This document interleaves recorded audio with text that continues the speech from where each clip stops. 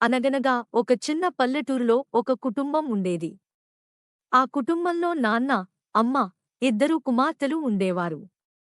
నాన్న ఆ ఊరిలో ఆర్ఎంపీ డాక్టర్గా పనిచేస్తూ గ్రామస్తులకు వైద్యం చేసేవాడు.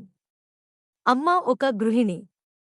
చిన్న కుటుంబమే అయినా వాళ్ళు ఎంతో ఆనందంగా జీవించేవారు. ఆ ఇద్దరు కుమార్తెలు 5వ తరగతి వరకు తమ ఊర్లో ఉన్న చిన్న స్కూల్లోనే చదువుకున్నారు. ఆ తర్వాత హైస్కూల్ చదవాలంటే పక్క ఊరికి వెళ్లాల్సి వచ్చింది.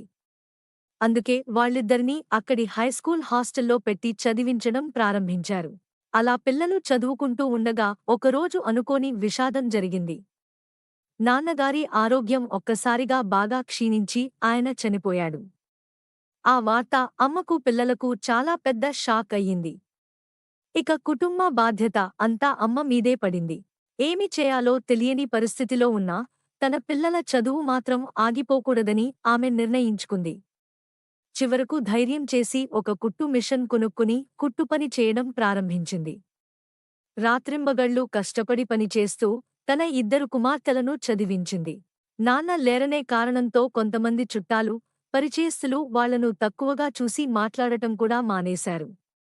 కాని అమ్మ మాత్రం ఎవరీ సహాయం కోసం ఎదురు చూడకుండా తన కష్టంతో పిల్లల్ని ముందుకు తీసుకెళ్ళింది. కాలం గడుస్తూ పిల్లలు పెద్దవాళ్లు అయ్యారు. పెద్ద కుమార్తె 10వ తరగతిలో మంచి మార్కులు సాధించి ఇంటర్మీడియట్లో చేరింది.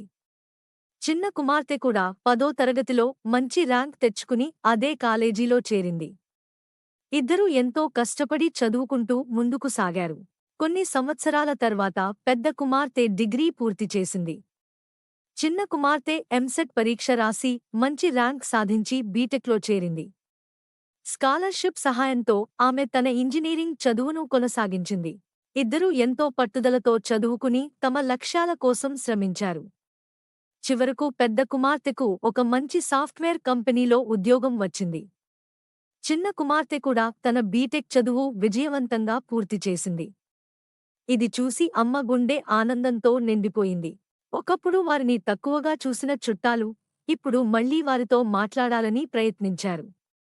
కాని ఆ తల్లి, పిల్లలకు ఒక విషయం బాగా తెలుసు: కష్టం, పట్టుదల ఉంటే ఎలాంటి పరిస్థితినైనా జయించవచ్చు.